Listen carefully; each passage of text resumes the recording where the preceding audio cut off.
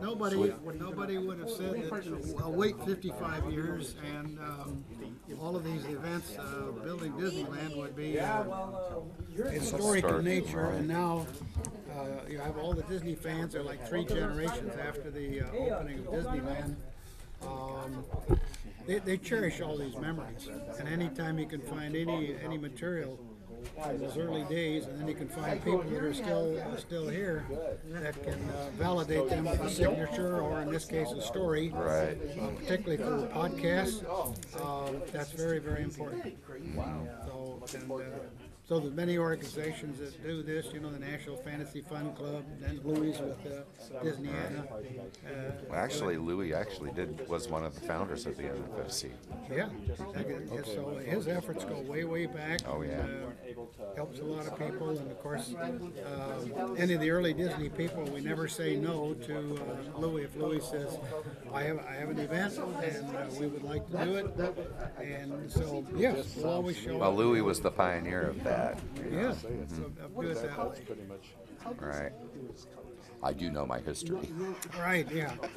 Well, a lot of times when some of these events, I'll go to the event, I'll hear things that I didn't hear before. Right.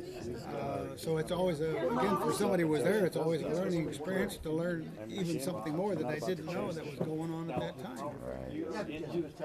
Amazing. Every once in a while, I get a request for podcast interview. Sometimes they're 30 seconds, sometimes it's a couple of minutes. But I'm always amazed how many people are interested in the early history. Yeah. I've done several podcasts that were like more than an hour. If somebody has a line of questions, they've done all their history, they've gone to laughingplace.com, they've checked on all the 71 stories that I've written, they've gone through there, and now they have questions of, in between the answers that I had given, explaining things, there's more things they would like to know. So I enjoy those kind of podcast questions, because they might ask something that I had not thought about ever since it happened, maybe 55 years ago.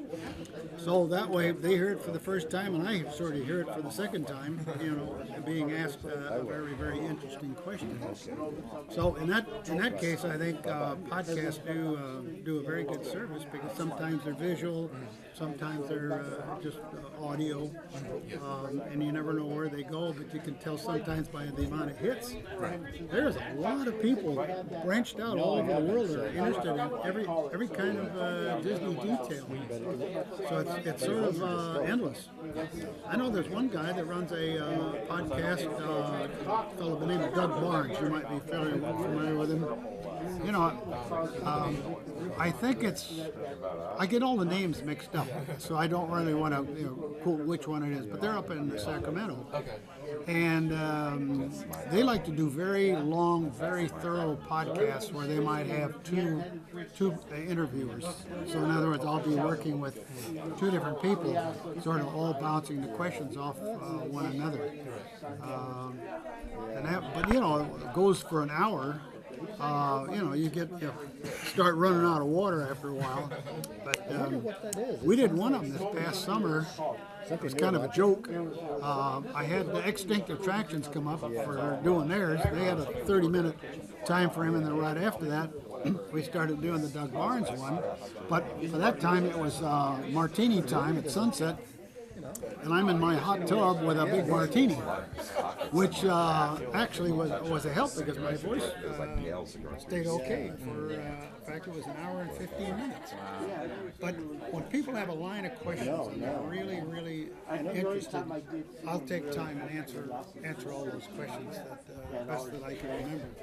But of course, each time they ask a question, they'll say, "Oh, well, we knew about your Disney work. We just found out you did other work. You did work for Universal Studios. You did work for Michael Jackson. You did a whole career's worth in Las Vegas. Well, we're going to have to reschedule and come back now." So each time they learn more, that there's more stories yet. All you've got to do is ask. Oh, he wasn't there long. So Bob was not a good vacation. Oh. No, he wasn't there very long at all. No, he's back there something that, and he's also been elected president that wasn't implemented. of the union. So I told him, I said, Bob, you're on a roll. First you're mayor of San Diego, now you're president of the union. Oh, you didn't No, there's very few jobs that didn't really work out. The reason for that is for every idea of an attraction that we actually do, we might have 100 different proposals and variations of those over a long period of time. Like some ideas we might work on for a year and it doesn't look like it'll work, so we set it aside. But guess what? Some of the ideas in that actually might work later, so a lot of times we'll have a new proposal and they'll say, let's do this Carousel of Progress.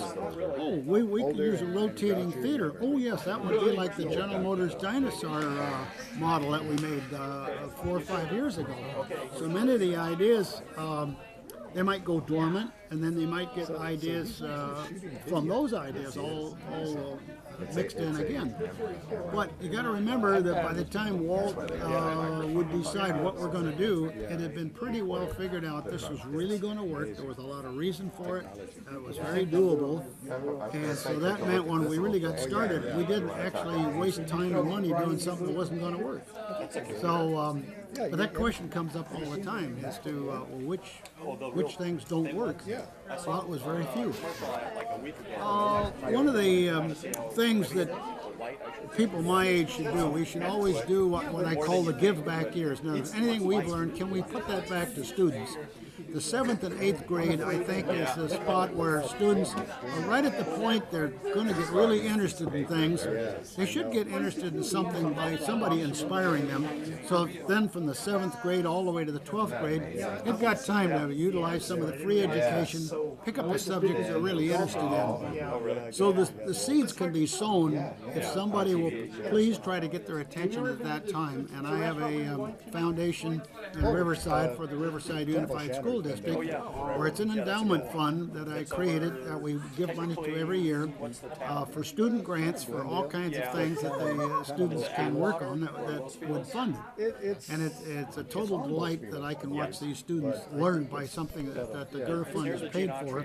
Then Louis, he's so wonderful the way he does his programs here, that when I come down here to do autographs, he will make a donation to the Gurr Fund for the students of Riverside, which is again in the philanthropic things that Louis likes to do. Diane said that her father took her there for We're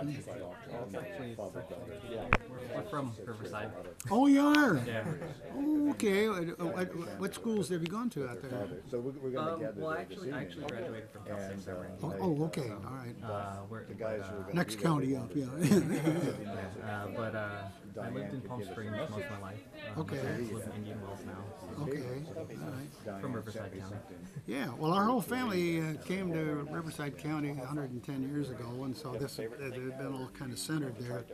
So 6 years ago, when it came time to create this fund and my late sister's name to do this, I thought, well, what a logical place to do that. So the first months that the fund started, and it's also part of the Community Foundation of Riverside, San Bernardino County, I immediately met the superintendent of the school district. And at that time, it was Dr. Rainey, and so she and I were very, very good friends.